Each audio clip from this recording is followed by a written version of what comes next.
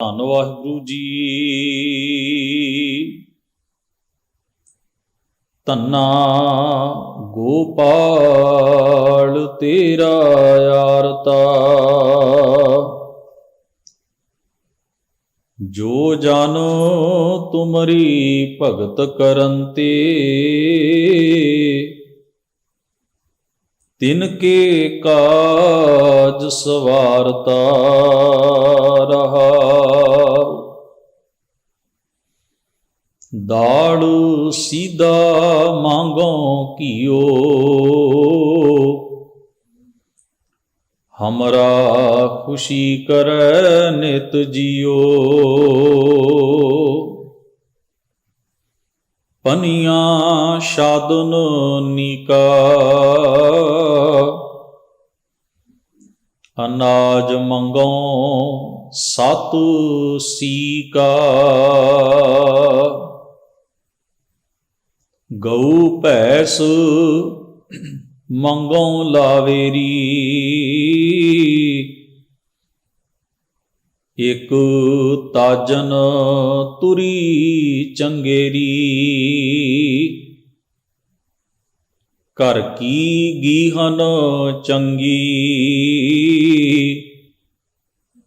ਜਨ ਧੰਨਾ ਲੇਵੈ ਮੰਗੀ। ਵਾਹਿਗੁਰੂ ਜੀ ਕਾ ਖਾਲਸਾ, ਵਾਹਿਗੁਰੂ ਜੀ ਕੀ ਫਤਿਹ। ਸਤਿਗੁਰਾਂ ਦੇ ਸਜੇ ਹੋਏ ਪਾਵਨ ਦਰਬਾਰ ਦੀਆਂ ਹਾਜ਼ਰੀਆਂ ਭਰ ਰਹੀ ਗੁਰੂ ਸਵਾਰੀ ਸਾਧ ਸੰਗਤ ਜੀਓ, ਆਪ ਵਡਭਾਗੀ ਹੋ। ਬੜੇ ਪ੍ਰੇਮ ਅਦਬ ਸਹਿਤ ਆਪ ਜੀ ਨੇ ਸਤਿਗੁਰੂ ਦੀ ਪਾਵਨ ਬਾਣੀ ਦੇ ਪਾਠ ਅਤੇ ਕੀਰਤਨ ਗੁਰੂ ਸਵਾਰਿਆਂ ਪਾਸੋਂ ਸ਼ਰਵਣ ਕੀਤੇ ਹਨ। ਪਿਛਲੇ ਕੁਝ ਦੀਵਾਨਾਂ ਤੋਂ ਆਪਾਂ ਯਤਨ ਕਰ ਰਹੇ ਹਾਂ ਭਗਤ ਸਾਹਿਬਾਨ ਜੀ ਦੀ ਉਚਾਰਨ ਕੀਤੀ ਹੋਈ ਪਾਵਨ ਬਾਣੀ ਦੇ ਸ਼ਬਦਾਂ ਨੂੰ ਲੜੀਵਾਰ ਵਿਚਾਰਨ ਦਾ, ਜਿਸ ਵਿੱਚ ਆਪਾਂ ਭਗਤ ਧੰਨਾ ਜੀ ਦੇ ਉਚਾਰਨ ਕੀਤੇ ਹੋਏ ਸ਼ਬਦਾਂ ਨੂੰ ਵਿਚਾਰਿਆ ਹੈ। ਭਗਤ ਧੰਨਾ ਜੀ ਦੇ ਕੁੱਲ 3 ਸ਼ਬਦ ਗੁਰੂ ਗ੍ਰੰਥ ਸਾਹਿਬ ਮਹਾਰਾਜ ਦੇ ਵਿੱਚ ਦਰਜ ਹਨ, 2 ਆਸਾ ਰਾਗ ਵਿੱਚ ਅਤੇ 1 ਧਨਾਸਰੀ ਰਾਗ ਵਿੱਚ। ਇਹ ਤੀਸਰਾ ਸ਼ਬਦ ਹੈ ਜਿਸ ਦਾ ਪਾਠ ਆਪ ਜੀ ਨੇ ਸ਼ਰਵਣ ਕੀਤਾ ਹੈ। ਇਹ ਸ਼ਬਦ ਗੁਰੂ ਗ੍ਰੰਥ ਸਾਹਿਬ ਮਹਾਰਾਜ ਦੇ ਅੰਕ ਨੰਬਰ 695 ਉੱਪਰ ਸੁਭਾਇਮਾਨ ਹੈ ਔਰ ਇਸ ਸ਼ਬਦ ਦੇ ਉੱਪਰ ਭਗਤ ਤ੍ਰਿਲੋਚਨ ਜੀ ਦਾ, ਭਗਤ ਸੈਣ ਜੀ ਦਾ ਸ਼ਬਦ ਸੁਭਾਇਮਾਨ ਹਨ। ਭਗਤ ਪੀਪਾ ਜੀ ਦਾ ਸ਼ਬਦ ਦਰਜ ਹੈ। ਇਸ ਲਈ ਸਰਬ ਸਾਂਝਾ ਸਿਰਲੇਖ ਹੈ ਧਨਾਸਰੀ ਬਾਣੀ ਭਗਤਾਂ ਕੀ। ਇਹ ਪਾਵਨ ਸ਼ਬਦ, ਇਸ ਨੂੰ ਸੰਖੇਪ ਵਿੱਚ ਥੋੜ੍ਹਾ ਜਿਹਾ ਇਸ ਦੇ ਪਿਛੋਕੜ ਨੂੰ ਸਮਝ ਲਈਏ। ਭਗਤ ਜੀ ਦੇ ਸ਼ਬਦ ਦੇ ਰਹਾਉ ਵਾਲੇ ਬੰਦ ਵਿੱਚ ਇੱਕ ਲਫ਼ਜ਼ ਹੈ, ਕਿਉਂਕਿ ਸ਼ਬਦ ਆਰੰਭ ਹੁੰਦਾ ਹੈ ਤੇ ਉੱਪਰ ਲਿਖਿਆ ਹੈ ਧੰਨਾ।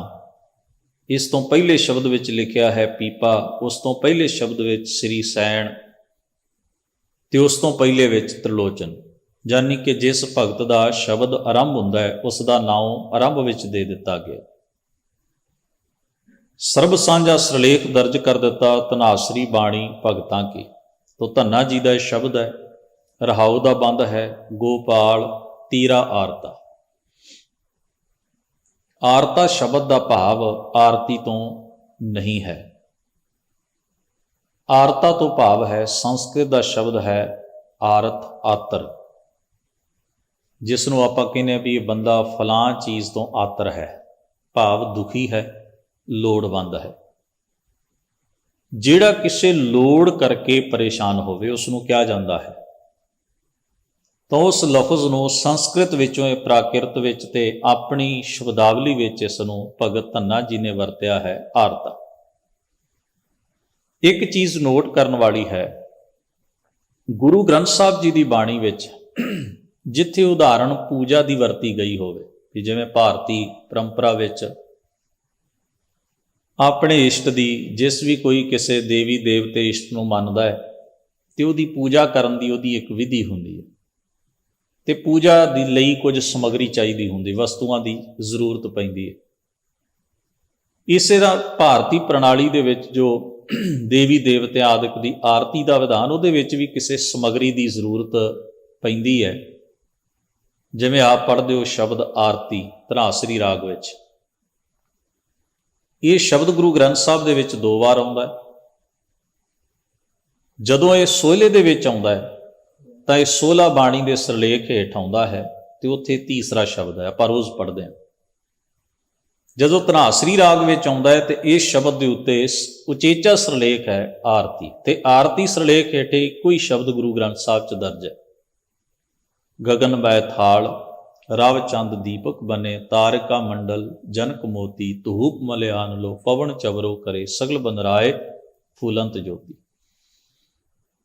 ਹੁਣ ਇਸ ਵਿੱਚ ਫੁੱਲਾਂ ਦਾ ਜ਼ਿਕਰ ਵੀ ਹੈ, ਚੌਰ ਦਾ ਜ਼ਿਕਰ ਵੀ ਹੈ, ਥਾਲ ਦਾ ਜ਼ਿਕਰ ਵੀ ਹੈ, ਦੀਵਿਆਂ ਦਾ ਜ਼ਿਕਰ ਵੀ ਹੈ, ਸੁਗੰਧੀ ਦਾ ਜ਼ਿਕਰ ਵੀ ਹੈ, ਕਿਉਂਕਿ ਆਰਤੀ ਲਈ ਜਿਹੜੀ ਸਮੱਗਰੀ ਵਰਤੀ ਜਾਂਦੀ ਹੈ ਉਸ ਦਾ ਜ਼ਿਕਰ, ਪ੍ਰਤੀਕ ਉਦਾਹਰਣ ਉਹਦੀ ਵਰਤੀ ਹੈ।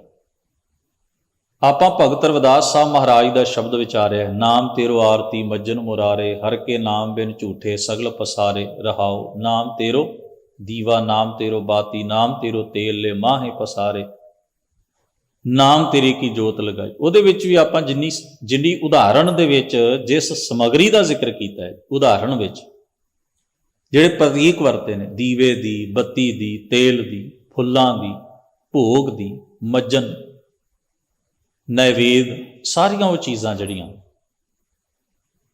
ਇੱਥੇ ਹੁਣ ਜਿੱਥੇ ਜਿਹੜਾ ਇੱਕ ਸ੍ਰੀ ਸੈਣ ਜੀ ਦਾ ਸ਼ਬਦ ਆਉਂਦਾ, ਧੂਪ ਦੀਪ ਕ੍ਰਿਤ ਸਾਜ ਆਰਤੀ ਵਾਰਨ ਜਾਉ ਕਮਲਾ ਪਤ। ਜਿੱਥੇ ਵੀ ਉਦਾਹਰਨਾਂ ਆਉਣਗੀਆਂ ਆਰਤੀ ਲਈ ਜਾਂ ਪੂਜਾ ਲਈ, ਉੱਥੇ ਜੋ ਵਿਧੀ ਉਹਨਾਂ ਲੋਕਾਂ ਵੱਲੋਂ, ਪੂਜਾ ਕਰਨ ਵਾਲੇ ਜਾਂ ਆਰਤੀ ਕਰਨ ਵਾਲੇ ਲੋਕਾਂ ਵੱਲੋਂ ਵਰਤੀ ਜਾਂਦੀ ਹੈ, ਉੱਥੇ ਉਹੋ ਜਿਹੀਆਂ ਚੀਜ਼ਾਂ ਦਾ ਪ੍ਰਤੀਕ ਵਰਤ ਕੇ ਮਹਾਰਾਜ ਨੇ ਆਪਣਾ ਉਪਦੇਸ਼, ਗੁਰਮਤਿ ਦਾ ਸਿਧਾਂਤ, ਫਲਸਫਾ, ਵਿਚਾਰ ਦਰਜ ਕੀਤਾ। ਇਸ ਸ਼ਬਦ ਵਿੱਚ ਲਫ਼ਜ਼ ਆਰਤਾ ਹੈ ਤੇ ਸਾਰੇ ਹੀ ਸ਼ਬਦ ਵਿੱਚ ਪੂਜਾ ਲਈ ਜਾਂ ਆਰਤੀ ਲਈ ਵਰਤੀ ਜਾਣ ਵਾਲੀ ਕਿਸੇ ਵੀ ਵਸਤੂ ਦੀ ਉਦਾਹਰਣ ਭਗਤ ਧੰਨਾ ਜੀ ਨੇ ਨਹੀਂ ਦਿੱਤੀ। ਇਹ ਪੱਖ ਸਮਝਣ ਵਾਲਾ ਹੈ, ਕਿਉਂਕਿ ਆਰਤੇ ਤੋਂ ਭਾਵ ਆਰਤੀ ਨਹੀਂ ਹੈ, ਆਰਤਾ ਤੋਂ ਭਾਵ ਆਰਤ ਹੈ, ਆਤਰ ਜਿਸ ਨੂੰ ਆਪਾਂ ਕਹਿੰਦੇ ਹਾਂ ਲੋੜਵੰਦ, ਕਿਸੇ ਚੀਜ਼ ਦੀ ਜ਼ਰੂਰਤ ਨੂੰ ਮਹਿਸੂਸ ਕਰਨ ਵਾਲਾ ਜਿਹੜਾ ਹੈ, ਉਸ ਤੋਂ ਭਾਵ ਹੈ ਆਰਤਾ। ਤੇ ਭਗਤ ਜੀ ਕੀ ਆਖਦੇ ਨੇ, ਗੋਪਾਲ ਸ਼ਬਦ ਵੀ ਉਹਨਾਂ ਨੇ ਉਸੇ ਹਿਸਾਬ ਨਾਲ ਵਰਤਿਆ, ਹੇ ਸਾਰੀ ਖਲਕਤ ਨੂੰ ਪਾਲਣ ਵਾਲੇ। ਗੋਪਾਲ ਦਾ ਮਤਲਬ ਹੈ ਸਾਰੀ ਕਾਇਨਾਤ ਦੇ ਜੀਵਾਂ ਦੇ ਪਾਲਣਹਾਰ। ਤੇਰਾ ਆਰਤਾ, ਮੈਂ ਵੀ ਤੇਰੇ ਦਰ ਦਾ ਇੱਕ ਲੋੜਵੰਦ ਹਾਂ, ਮੈਂ ਵੀ ਤੇਰੇ ਦਰ ਦਾ ਇੱਕ ਫਰਿਆਦੀ, ਇੱਕ ਜ਼ਰੂਰਤ ਨੂੰ ਲੈ ਕੇ ਮੈਂ ਤੇਰੇ ਦਰ ਦਾ ਫਰਿਆਦੀ ਹਾਂ, ਮੈਂ ਕੁਝ ਮੰਗਣ ਆਇਆ, ਤੇਰੇ ਦਰ ਦਾ ਮੰਗਤਾ ਹਾਂ। ਤੇ ਨਾਲ ਹੀ ਕਹਿੰਦੇ ਨੇ, ਜੋ ਜਨ ਤੁਮਰੀ ਭਗਤ ਕਰਨ ਤੇ, ਜਿਹੜੇ ਜਨ, ਜਿਹੜੇ ਤੁਹਾਡੇ ਪਿਆਰੇ, ਹੇ ਮੇਰੇ ਮਾਲਕ ਜੀ, ਤੁਮਰੀ ਭਗਤ ਕਰਨ ਤੇ, ਤੁਹਾਡੀ ਇਬਾਦਤ, ਤੁਹਾਡੀ ਬੰਦਗੀ ਕਰਦੇ ਨੇ, ਤੁਹਾਡੇ ਨਾਮ ਨਾਲ ਜੁੜਦੇ ਨੇ, ਤੁਹਾਡੇ ਗੁਣਾਂ ਦੀ ਭਗਤੀ ਕਰਦੇ ਨੇ, ਤੁਹਾਡੇ ਹੁਕਮ 'ਚ ਰਾਜ਼ੀ ਰਹਿੰਦੇ ਨੇ। ਤਿਨ ਕੇ ਕਾਜ ਸਵਾਰਤਾ, ਤੁਸੀਂ ਉਹਨਾਂ ਦੇ ਸਾਰੇ ਕਾਜ ਸਵਾਰਨ ਵਾਲੇ ਹੋ,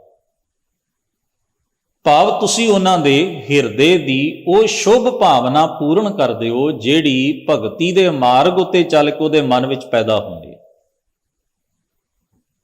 ਭਾਵ ਜੋ ਭਗਤੀ ਕਰਨ ਵਾਲੇ ਦੇ ਅੰਦਰ ਇੱਛਾ ਉਪਜਦੀ ਹੈ ਵੀ ਉਹ ਤੁਹਾਡੇ ਪ੍ਰੇਮ ਵਿੱਚ ਸਦਾ ਜੀਵਤ ਰਹੇ, ਤੁਹਾਡੇ ਗੁਣਾਂ ਦੀ ਭਗਤੀ ਕਰੇ, ਤੁਹਾਡੇ ਨਾਲ ਉਹਦੀ ਸਾਂਝ ਬਣਾਏ, ਤੁਹਾਡੇ ਹੁਕਮ ਵਿੱਚ ਰਾਜ਼ੀ ਰਹੇ, ਤੁਸੀਂ ਉਸ ਦੀ ਉਹ ਭਾਵਨਾ, ਉਸ ਦੀ ਉਸ ਲੋੜ ਨੂੰ ਪੂਰਿਆਂ ਕਰ ਦਿੰਦੇ ਹੋ, ਕਿਉਂਕਿ ਤੁਸੀਂ ਸਾਰਿਆਂ ਦੇ ਪਾਲਣਹਾਰ ਹੋ, ਸਾਰਿਆਂ ਦੇ ਹਿਰਦੇ ਦੀ ਵੇਦਨਾ ਨੂੰ ਜਾਣਨ ਵਾਲੇ ਹੋ, ਸਭਨਾਂ ਦਾ ਖਿਆਲ ਰੱਖਣ ਵਾਲੇ ਹੋ। ਤਾਂ ਜੋ ਗੱਲ ਭਗਤ ਜੀ ਕਹਿਣਾ ਚਾਹੁੰਦੇ ਨੇ ਉਸ ਮੁਤਾਬਕ ਹੀ ਉਹਨਾਂ ਨੇ ਆਪਣੀ ਸ਼ਬਦਾਵਲੀ ਵਰਤੀ ਹੈ, ਹੇ ਗੋਪਾਲ ਸਾਰੀ ਕਾਇਨਾਤ ਦੇ ਪਾਲਣਹਾਰੇ, ਮੈਂ ਵੀ ਤੇਰੇ ਦਰ ਦਾ ਲੋੜਵੰਦ ਹਾਂ, ਮੈਂ ਵੀ ਤੇਰੇ ਦਰ ਤੋਂ ਕੁਝ ਮੰਗ ਰਿਹਾ, ਆਪਣੀ ਲੋੜ ਮੁਜਬ, ਲੋੜ ਮੁਤਾਬਕ ਮੰਗ ਰਿਹਾ, ਜੋ ਮੇਰੀ ਲੋੜ ਹੈ। ਤੋ ਜਦੋਂ ਸ਼ਬਦ ਆਰਤਾ ਵਰਤਿਆ ਤੇ ਇਹਦਾ ਮਤਲਬ ਹੈ ਲੋੜਵੰਦ ਹੈ, ਹੁਣ ਖਿਆਲ ਵਿੱਚ ਰੱਖਣਾ ਵੀ ਲੋੜ ਵਿੱਚ ਤੇ ਲੋਭ ਤ੍ਰਿਸ਼ਨਾ ਵਿੱਚ ਗੈਪ ਹੈ, ਇੱਕ ਫਰਕ ਹੈ। ਮੇਰੀ ਲੋੜ ਹੈ ਵੀ ਮੇਰੇ ਕੋਲ ਜੋ ਮੇਰੀ ਮਿਹਨਤ ਦਾ ਹੈ, ਮੇਰੇ ਸਾਹਮਣੇ ਹੈ, ਜੋ ਵੀ ਰੁੱਖਾ ਸਿੱਧਾ ਮੇਰੀ ਮਿਹਨਤ ਦਾ ਹੈ ਉਹ ਮੇਰੇ ਕੋਲ ਹੈ, ਮੈਂ ਉਸ ਨੂੰ ਛਕ ਰਿਹਾ ਤੇ ਸ਼ੁਕਰ ਵਿੱਚ ਜੀ ਰਿਹਾ, ਆਨੰਦਤ ਹਾਂ। ਪਰ ਦੂਜੇ ਪਾਸੇ ਕੀ ਹੈ, ਜੇ ਮੇਰੇ ਅੰਦਰ ਤ੍ਰਿਸ਼ਨਾ ਬਿਰਤੀ ਹੈ ਤੇ ਦੂਜਾ ਵੀ ਮੇਰੇ ਸਾਹਮਣੇ ਬਹਿ ਕੇ ਖਾ ਰਿਹਾ ਹੈ, ਉਸ ਕੋਲ ਮੇਰੇ ਤੋਂ ਕਿਤੇ ਜ਼ਿਆਦਾ ਸਵਾਦਲੇ ਕਈ ਕਿਸਮ ਦੇ ਪਕਵਾਨ ਨੇ, ਮੇਰੇ ਕੋਲ ਆਪਣੀ ਮਿਹਨਤ ਦੀ ਕਮਾਈ ਦਾ ਜੋ ਹੈ ਸੋ ਹੈ, ਤਾਂ ਉਸ ਵੇਲੇ ਮੇਰਾ ਧਿਆਨ ਆਪਣੇ ਉਸ ਪਕਵਾਨ ਵੱਲ ਨਹੀਂ ਹੋਵੇਗਾ ਤੇ ਨਾ ਹੀ ਮੈਂ ਉਹਦਾ ਸਵਾਦ ਤੇ ਆਨੰਦ ਲੈ ਸਕਾਂਗਾ। ਮੇਰਾ ਧਿਆਨ ਉਹਦੀ ਥਾਲੀ ਵੱਲ ਹੋਏਗਾ ਔਰ ਮੈਂ ਉਸ ਨੂੰ ਦੇਖ ਕੇ ਆਪਣੇ ਆਪ ਨੂੰ ਕੋਸਾਂਗਾ, ਆਪਣੇ ਆਪ ਨੂੰ ਦੁਖੀ ਕਰਾਂਗਾ, ਪਰੇਸ਼ਾਨ ਕਰਾਂਗਾ। ਕਿਉਂ?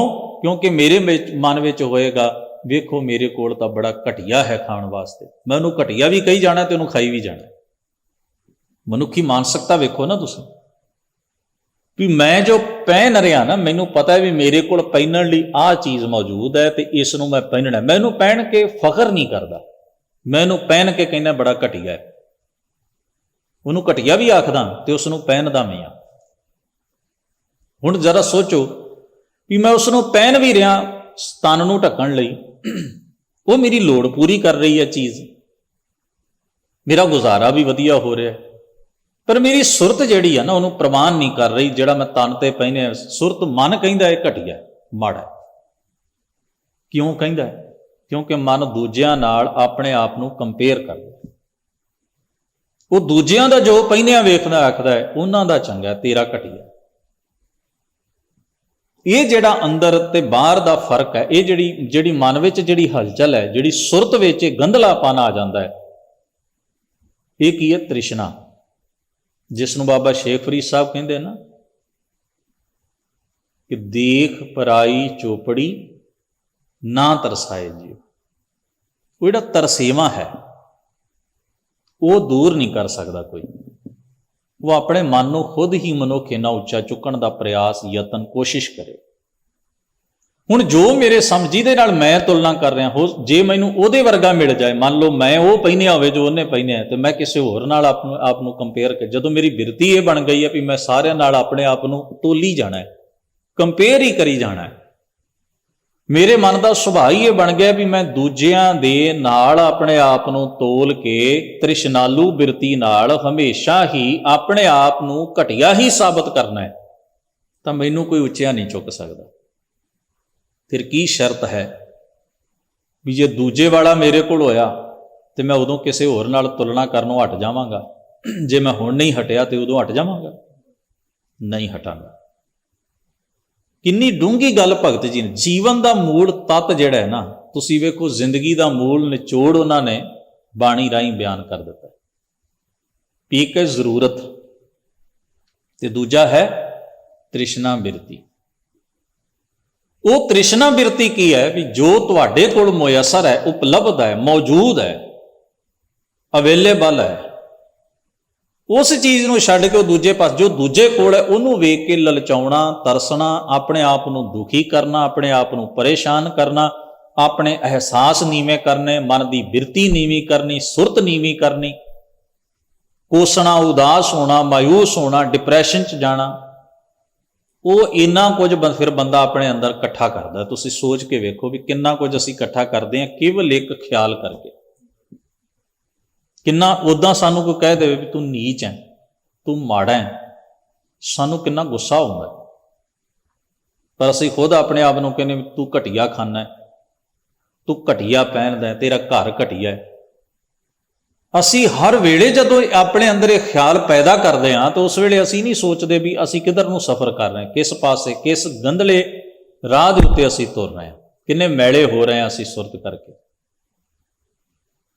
ਉੱਥੇ ਸਾਨੂੰ ਆਪਣੀ ਮਿਹਨਤ ਦੀ ਚੀਜ਼ ਉੱਤੇ ਵੀ ਫਖਰ ਕਰਨਾ ਚਾਹੀਦਾ ਵੀ ਜੋ ਮੇਰੇ ਕੋਲ ਹੈ ਸਭ ਤੋਂ ਬੈਸਟ ਹੈ, ਸਭ ਤੋਂ ਉੱਤਮ ਹੈ, ਸਭ ਤੋਂ ਵਧੀਆ ਹੈ।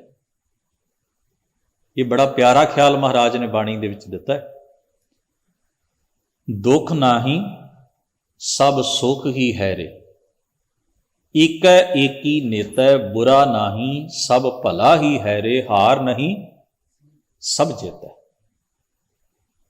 ਵੀ ਜਿੱਤ ਦੁਨੀਆ ਦੇ ਨਾਰੇ ਲਾਉਣ ਕਰਕੇ ਤੁਸੀਂ ਜੇਤੂ ਥੋੜਾ ਹੋਣਾ ਹੈ। ਜੇਤੂ ਤੇ ਤੁਹਾਡਾ ਅੰਦਾਜ਼ ਹੈ, ਤੁਹਾਡਾ ਅੰਦਾਜ਼ ਜੇਤੂ ਹੈ, ਤੁਹਾਡਾ ਵਿਹਾਰ ਜੇਤੂ ਹੈ। ਜੇ ਤੁਸੀਂ ਸੰਤੁਸ਼ਟ ਹੋ, ਸੈਟਿਸਫਾਈ ਹੋ, ਤੇ ਤੁਸੀਂ ਜੇਤੂ ਹੋ। ਇਸ ਲਈ ਇਹ ਖਿਆਲ ਬੜਾ ਸਮਝਣ ਗੋਚਰ ਹੈ ਜੋ ਸਾਨੂੰ ਸਤਿਗੁਰੂ ਮਹਾਰਾਜ ਦੀ ਪਾਵਨ ਬਾਣੀ ਬਖਸ਼ਿਸ਼ ਕਰ ਰਹੀ। ਤੋ ਇੱਥੇ ਸਤਿਗੁਰੂ ਨੇ ਕੀ ਫਰਮਾਇਆ ਹੈ?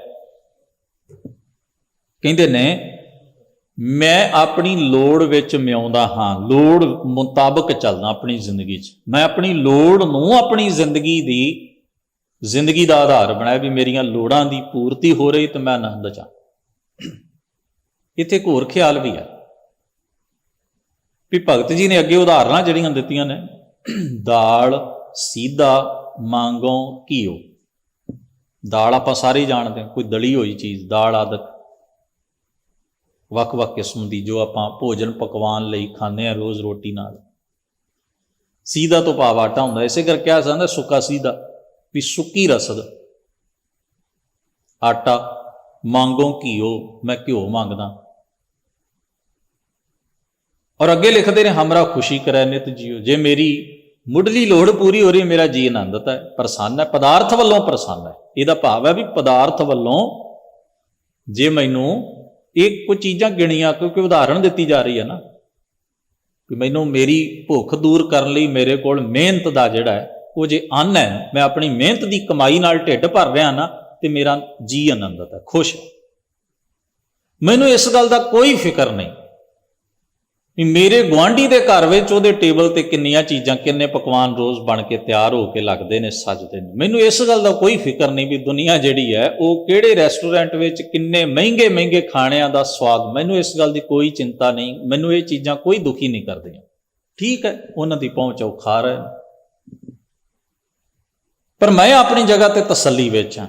ਜਿੱਥੇ ਰੱਖਾਂ ਬੈਕੁੰਠ ਤਿਥਾਈ, ਮੇਰੇ ਲਈ ਇਹ ਸਵਰਗ ਹੈ, ਕਿਉਂਕਿ ਮੈਂ ਅੰਦਰੋਂ ਸੈਟਿਸਫਾਈ ਹਾਂ, ਮੈਂ ਅੰਦਰੋਂ ਆਨੰਦਤ ਹਾਂ, ਮੈਂ ਅੰਦਰੋਂ ਖੁਸ਼ ਹਾਂ, ਮੈਂ ਅੰਦਰੋਂ ਪ੍ਰਸੰਨ ਹਾਂ। ਹੁਣ ਉੱਥੇ ਜਰਾ ਜ਼ਿਕਰ ਜਿਹੜਾ ਅੱਗੇ ਜਾ ਕੇ ਕੀਤਾ ਹੈ ਵੀ ਇਹ ਚੀਜ਼ਾਂ ਕਿਉਂ ਗਣੀਆਂ ਨੇ, ਇਹ ਨੁਕਤਾ ਜ਼ਰੂਰ ਧਿਆਨ 'ਚ ਰੱਖੀਏ ਵੀ ਭਗਤ ਸਾਹਿਬਾਨਾਂ ਦੇ ਸਾਹਮਣੇ ਦੋ ਤਰ੍ਹਾਂ ਦੀ ਬਿਰਤੀ ਦੇ ਲੋਕ ਮੌਜੂਦ ਨੇ। ਇੱਕ ਨੇ ਜਿਹੜੇ ਤ੍ਰਿਸ਼ਨਾਲੂ, ਖਾਣ ਲਈ ਹੀ ਜੀਂਦੇ ਨੇ। ਉਹਨਾਂ ਦਾ ਭਾਵੇਂ ਸਰੀਰ ਖਰਾਬ ਹੋਵੇ, ਭਾਵੇਂ ਖਾਣਯੋਗ ਚੀਜ਼ ਹੋਵੇ ਨਾ ਹੋਵੇ, ਪਰ ਜ਼ੁਬਾਨ ਦੇ ਸਵਾਦ ਦੇ ਵੱਜੇ ਉਹ ਸਾਰੀ ਜ਼ਿੰਦਗੀ ਇਸੇ ਭੁੱਖ ਵਿੱਚ ਹੀ ਜੀਣਗੇ। ਉਹਨਾਂ ਨੂੰ ਨਾ ਸਰੀਰ ਦੀ ਪਰਵਾਹ ਹੈ, ਨਾ ਰੋਗ ਦੀ, ਦੁੱਖ ਦੀ ਪਰਵਾਹ ਹੈ, ਨਾ ਉਹਨਾਂ ਨੂੰ ਇਹ ਪਰਵਾਹ ਹੈ ਕਿ ਕੇਵਲ ਚਸਕੇ ਦੇ ਪਿੱਛੇ ਲੱਗ ਕੇ ਅਸੀਂ ਕਿੱਥੇ ਕਿੱਥੇ ਦੁਨੀਆ 'ਚ ਭਟਕਦੇ ਹਾਂ, ਕੀ ਕੁਝ ਕਰ ਗੁਜ਼ਰਦੇ ਹਾਂ, ਕਿੰਨੇ ਦੁਖੀ ਹੁੰਨੇ ਆ, ਆਪਣੀ ਮਿਹਨਤ ਦੀ ਕਮਾਈ ਵੀ ਉਜਾੜਦੇ ਆ, ਔਰ ਕਿੱਥੇ ਕਿੱਥੇ ਚੋਰੀਆਂ ਚਕਾਰੀਆਂ ਵੀ ਦੁਨੀਆ, ਠੱਗੀਆਂ ਵੀ ਮਾਰਦੀ। ਕਾਹਦੇ ਲਈ? ਚਸਕਿਆਂ ਦੀ ਖਾਤਰ, ਵਿਖਾਵੇ ਲਈ, ਸਹੂਲਤਾਂ ਲਈ। ਇੱਕ ਪਾਸੇ ਤੇ ਉਹ ਲੋਕ ਨੇ, ਤੇ ਦੂਜੇ ਪਾਸੇ ਕਿਹੜੇ ਲੋਕ ਨੇ ਭਾਰਤ ਵਿੱਚ, ਜੋ ਉਹਨਾਂ ਦੇ ਸਾਹਮਣੇ ਸਾਨੂੰ ਤਿਆਗੀ, ਜਿਹੜੇ ਕਹਿੰਦੇ ਸਨ ਵੀ ਇਸ ਭੁੱਖ ਲੱਗੀ ਤੇ ਵੀ ਅਸੀਂ ਨਹੀਂ ਖਾਣਾ, ਇਹਦੇ ਨਾਲ ਰੱਬ ਖੁਸ਼ ਹੋ ਜਾਣਾ। ਭਗਤ ਜੀ ਨੇ ਆਖਿਆ ਵੀ ਦੋਵੇਂ ਹੀ ਬੰਦੇ ਜਿਹੜੇ ਨਾ ਸਹਿਜ ਵਿੱਚ ਨਹੀਂ, ਬੈਲੈਂਸ ਨਹੀਂ ਜੀਂਦੇ। ਇੱਕ ਤਾਂ ਜਿਹੜੇ ਵਿੱਤ ਤੋਂ ਵੱਧ ਕੇ, ਸਮਰੱਥਾ ਤੋਂ, ਸਰੀਰ ਦਾ, ਵਿਹਾਰ ਦਾ, ਜ਼ਰੂਰਤ ਦਾ ਧਿਆਨ ਨਾ ਰੱਖਦਿਆਂ ਹੋਇਆਂ ਜਫੇ ਮਾਰਦੇ ਨੇ। ਇੱਕ ਤਾਂ ਉਹ ਵੀ ਬੰਦੇ ਸਹਿਜ ਤੇ ਸੰਜਮ ਵਾਲੇ ਨਹੀਂ, ਉਹ ਵੀ ਦੁਖੀ ਹੁੰਦੇ ਨੇ। ਤੇ ਇੱਕ ਪਾਸੇ ਜਿਹੜੇ ਜ਼ਰੂਰਤ ਪੈਣ ਤੇ, ਭੁੱਖ ਲੱਗਣ ਤੇ ਵੀ ਖਾਂਦੇ ਨੇ, ਕਹਿੰਦੇ ਭੁੱਖੇ ਰਹਿਣ ਨਾਲ ਰੱਬ ਮਿਲਦਾ ਹੈ, ਪਰਮੇਸ਼ਰ ਦੀ ਖੁਸ਼ੀ ਮਿਲਦੀ, ਉਹ ਵੀ ਸਹਿਜ ਵਿੱਚ ਨਹੀਂ ਜੀਂਦੇ। ਵੀ ਜੇ ਤੁਹਾਡੇ ਤਨ ਦੀ ਜ਼ਰੂਰਤ ਹੈ ਜਿਹੜੀ ਚੀਜ਼, ਪ੍ਰਸ਼ਾਦਾ, ਉਹਨੂੰ ਛਕੋ। ਤਨ ਨੂੰ ਕੱਪੜੇ ਨਾਲ ਜ਼ਰੂਰਤ ਮੁਤਾਬਕ ਢੱਕੋ, ਜੋ ਮੁਯੱਸਰ ਹੈ ਉਪਲਬਧ ਹੈ। ਇਸ ਨੂੰ ਨੰਗੇ ਰੱਖਣ ਨਾਲ ਤੇ ਗਰਮੀ ਸਰਦੀ ਸਹਿਣ ਨਾਲ ਰੱਬ ਦੀ ਕਾਹਦੀ ਖੁਸ਼ੀ। ਤੋ ਇਹ ਦੋ ਤਰ੍ਹਾਂ ਦੇ ਜਿਹੜੇ ਨਾ ਭਟਕੇ ਹੋਏ ਲੋਕ ਜਿਹੜੇ ਉਹਨਾਂ ਦੇ ਸਾਹਮਣੇ ਨੇ, ਇਸ ਕਰਕੇ ਉਹ ਉਹਨੂੰ ਤਵਾਜ਼ਨ 'ਚ ਲਿਆਉਂਦੇ ਨੇ। ਕਬੀਰ ਸਾਹਿਬ ਦਾ ਸ਼ਬਦ ਵੀ ਹੈ ਜਿੱਥੇ ਉਹ ਫਰਮਾਉਂਦੇ ਹਨ, ਉਹ ਆਖਦੇ ਨੇ ਵੀ ਦੋਏ ਸੇਰ ਮੰਗੋ ਝੂਨਾ। ਸ਼ਬਦ ਸ਼ੁਰੂ ਹੁੰਦਾ ਹੈ ਵੀ ਭੂਖੇ ਭਗਤ ਨਾ ਕੀਜੈ, ਜੈ ਮਾਲਾ ਆਪਣੀ ਲੀਜੈ। ਵੀ ਭੁੱਖਿਆਂ, ਭੁੱਖ ਵਿੱਚ, ਤਕਲੀਫ ਵਿੱਚ, ਯਾਨੀ ਕਿ ਜਿਹੜਾ ਸੋਚਦਾ ਵੀ ਭੁੱਖੇ ਰਹਿ ਕੇ ਰੱਬ ਪਾਇਆ ਜਾਂਦਾ, ਨੰਗੇ ਰਹਿ ਕੇ ਪਾਇਆ ਜਾਂਦਾ, ਉਹਦਾ ਵੀ ਜ਼ਿਕਰ ਕੀਤਾ। ਫਿਰ ਉਹ ਅੱਗੇ ਜਾ ਕੇ ਜ਼ਿਕਰ ਕਰਦੇ ਨੇ ਹਉ ਮੰਗੋ ਸੰਤ ਨਰੇਨਾ, ਮੈਂ ਨਾਹੀ ਕਿਸੀ ਕਾ ਦੇਨਾ ਰਹਾਓ। ਦੋਇ ਸਿਰ ਮੰਗੋ ਚੂਨਾ, ਪਾਓ ਘੀਓ ਸੰਗ ਲੂਨਾ। ਅੱਧ ਸਿਰ ਮੰਗੋ ਦਾਲੇ, ਮੋਕੋ ਦੋਨੋਂ ਵਕਤ ਜਵਾਲੇ। ਵੀ 2 ਵਕਤ ਦਾ ਪ੍ਰਸ਼ਾਦਾ ਚਾਹੀਦਾ, ਵੀ ਸਰੀਰ ਜੀਵਤ ਰਹੇ। ਖਾਟ ਮੰਗੋ ਚੌਪਾਈ, ਸਰਹਾਨਾ ਅਵਰਤ ਲਾਈ। ਉਪਰ ਕੋ ਮੰਗੋ ਖੀਂਦਾ, ਤੇਰੀ ਭਗਤ ਕਰੇ ਜਨ ਥੀਂਦਾ। ਫਿਰ ਅੱਗੇ ਕਹਿੰਦੇ ਮੈਂ ਨਾਹੀ ਕੀਤਾ। ਜੇ ਭਲਾ ਮੰਗਣਾ ਹੀ ਹੁੰਦਾ ਤਾਂ ਇਹ ਵੀ ਕਹਿ ਸਕਦੇ ਨੇ ਘੱਟੋ ਘੱਟ 10-15 ਚੀਜ਼ਾਂ ਤਾਂ ਮੈਨੂੰ ਰੋਜ਼ ਖਾਣ ਲਈ ਜੇ ਮਿਲ ਜਾਣ ਤੇ ਤੇਰਾ ਕੀ ਅਰਜ਼ ਹੈ ਭਲਾ।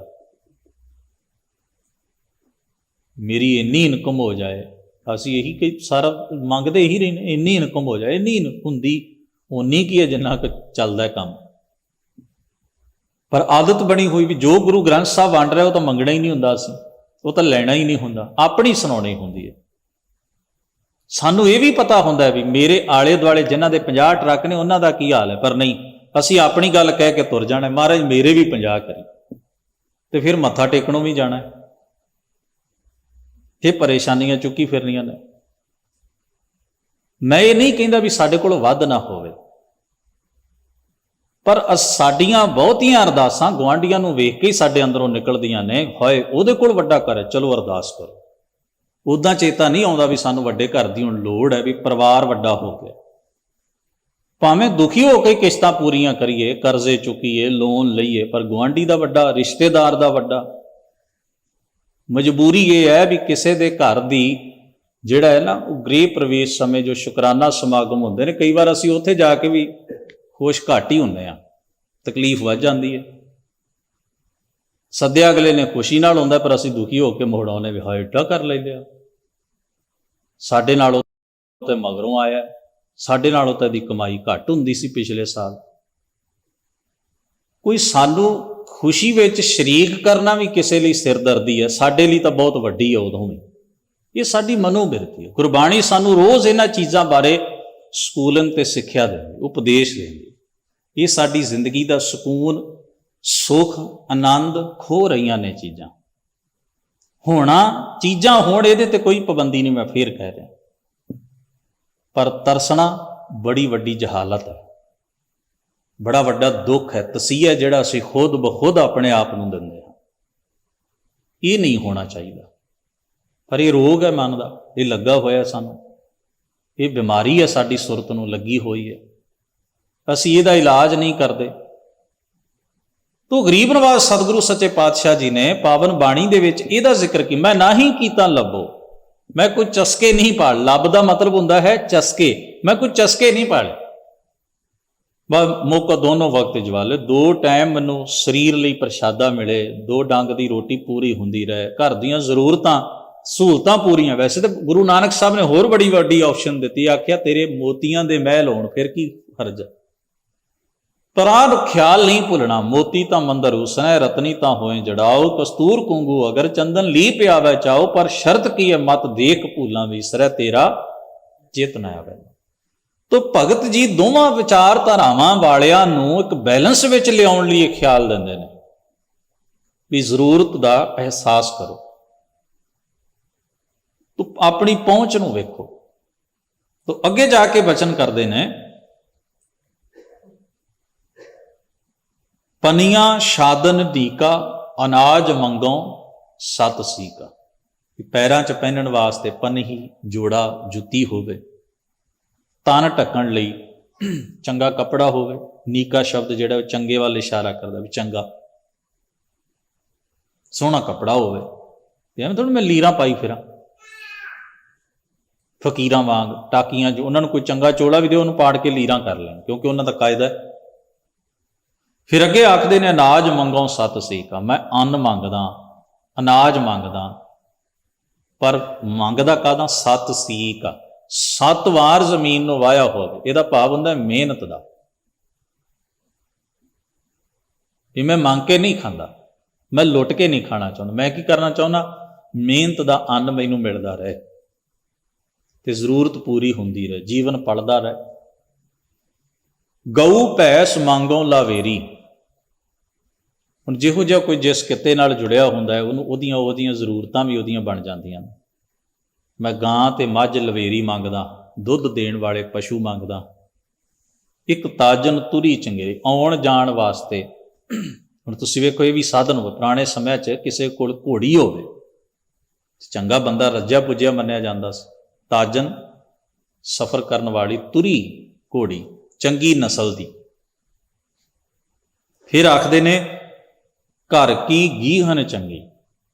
ਇਹ ਵੀ ਮੰਗਿਆ ਵੀ ਘਰ ਵਾਲੀ, ਯਾਨੀ ਕਿ ਪਰਿਵਾਰ ਜਿਹੜਾ ਹੈ ਨਾ, ਸੰਬੰਧ ਰਿਲੇਸ਼ਨ ਵੀ ਚੰਗੇ ਹੀ ਹੋਣ। ਨਹੀਂ ਤਾਂ ਘਰ 'ਚ ਦੌਲਤ ਬਹੁਤ ਹੋਵੇ ਤੇ ਤੁਹਾਡੇ ਸਾਂਝ ਪਾਲਣ ਵਾਲੇ ਪਰਿਵਾਰ ਦੇ ਜੀਆਂ 'ਚੋਂ ਖਰਾਬੀ ਪੈਦਾ ਕਰਨ ਵਾਲੇ ਬੰਦੇ ਹੋਣ, ਬੜੀ ਟਰਬਲ ਦਿੰਦੇ ਨੇ। ਇੱਕ ਪਾਸੇ ਤੁਹਾਡੇ ਸਾਹਮਣੇ ਰੋਟੀ ਪਈ, ਦੂਜੇ ਸਾਹਮਣੇ ਕਲੇਸ਼ ਸ਼ੁਰੂ ਹੋ ਜਾਏ ਤੇ ਫਿਰ ਕੀ ਆਨੰਦ ਰਿਹਾ। ਤੁਹਾਨੂੰ ਕੋਈ ਕੱਪੜਾ ਫੜਾਵੇ ਪਹਿਨਣ ਲਈ ਤੇ ਨਾਲ ਹੀ ਇਹੋ ਜਿਹੀਆਂ ਗੱਲਾਂ ਕਰੇ ਵੀ ਤੁਹਾਡਾ ਉਹ ਪਹਿਨਿਆ ਹੋਇਆ ਜਿਹੜਾ ਤੁਹਾਨੂੰ ਕੋਈ ਆਨੰਦ ਨਹੀਂ ਦਿੰਦਾ। ਬਹੁਤ ਸੋਹਣਾ ਮਹਿਲ ਹੋਵੇ ਪਰ ਉਸ ਘਰ ਦੇ ਵਿੱਚ ਹਮੇਸ਼ਾ ਮੈਦਾਨੇ ਜੰਗ ਹੀ ਬਣਿਆ ਰਹੇ ਤਾਂ ਤੁਹਾਨੂੰ ਲੱਗਦਾ ਵੀ ਮੈਂ ਕਿਧਰੇ ਨਿਕਲ ਜਾਵਾਂ। ਉਹ ਘਰ ਵੀ ਤੁਹਾਨੂੰ ਆਨੰਦ ਨਹੀਂ ਦਿੰਦਾ। ਕਿੱਡੀ ਕਮਾਲ ਦੀ ਗੱਲ ਕੀ ਕਹਿੰਦੇ ਵੀ ਰਿਲੇਸ਼ਨ, ਸੰਬੰਧ ਵੀ ਚੰਗੇ ਹੋਣ, ਰਿਸ਼ਤੇ ਨਾਤੇ ਵੀ ਨਿੱਘ ਵਾਲੇ, ਮੁਹੱਬਤ ਵਾਲੇ, ਤਿਆਗ ਵਾਲੇ ਹੋਣ। ਆਖਦੇ ਨੇ ਜਨ ਧੰਨਾ ਲੇਵੈ ਮੰਗੇ। ਤੁਹਾਡਾ ਦਾਸ ਧੰਨਾ ਤੁਹਾਡੇ ਕੋਲੋਂ ਇੰਨੀਆਂ ਹੀ ਚੀਜ਼ਾਂ ਮੰਗਦਾ, ਯਾਨੀ ਕਿ ਸਾਨੂੰ ਨਾ ਅਹਿਸਾਸ ਕਰਾਇਆ ਵੀ ਸੰਸਾਰ ਵਿੱਚ ਵਿਚਰਦਿਆਂ ਜ਼ਰੂਰਤਾਂ ਦਾ ਧਿਆਨ ਰੱਖ ਕੇ ਲੋੜਾਂ ਦੀ ਪੂਰਤੀ ਹੋਣੀ। ਨਾ ਤਾਂ ਫੋਕੇ ਤਿਆਗ ਦਾ ਰਸਤਾ ਅਸਲ ਰਸਤਾ ਹੈ, ਨਾ ਹੀ ਤ੍ਰਿਸ਼ਨਾ ਵਿੱਚ ਦੂਜਿਆਂ ਦੀਆਂ ਚੀਜ਼ਾਂ ਨੂੰ ਲੋਭ, ਹਿਰਸ, ਤ੍ਰਿਸ਼ਨਾ ਕਰਕੇ ਲੁੱਟ ਸੁੱਟ ਕਰਨ ਦਾ ਰਸਤਾ ਅਸਲ ਰਸਤਾ ਹੈ। ਬਸ ਜੋ ਤੁਹਾਡੇ ਕੋਲ ਮੁਯੱਸਰ ਹੈ, ਕਿਰਤ ਦਾ, ਮਿਹਨਤ ਦਾ, ਘਾਲਣਾ ਦਾ, ਤੁਹਾਨੂੰ ਉਹ ਮਿਲਦਾ ਜਾਏ। ਨਾ ਕੋਈ ਭੁੱਖਾ ਸੌਵੇਂ ਤੇ ਨਾ ਕੋਈ ਅੰਨ ਨੂੰ ਜ਼ਾਇਆ ਕਰੇ। ਦੋਵਾਂ ਹਾਲਤਾਂ ਵਿੱਚ ਜਿਹੜਾ ਜੀਂਦਾ ਹੈ ਉਹ ਆਨੰਦਤ ਹੈ। ਇਹਨੂੰ ਸਹਿਜ ਜੀਵਨ ਦੀ ਸਹਿਜ ਪ੍ਰਣਾਲੀ ਦਾ ਜ਼ਿਕਰ ਕੀਤਾ ਹੈ। ਗਰੀਬ ਨਵਾਜ, ਹੋਈਆਂ ਭੁੱਲਾਂ ਦੀ ਖਿਮਾ ਬਖਸ਼ਣ। ਸਭਨਾਂ ਦਾ ਧੰਨਵਾਦ। ਫਤਿਹ ਬੁਲਾਓ। ਵਾਹਿਗੁਰੂ ਜੀ ਕਾ ਖਾਲਸਾ, ਵਾਹਿਗੁਰੂ ਜੀ ਕੀ ਫਤਿਹ।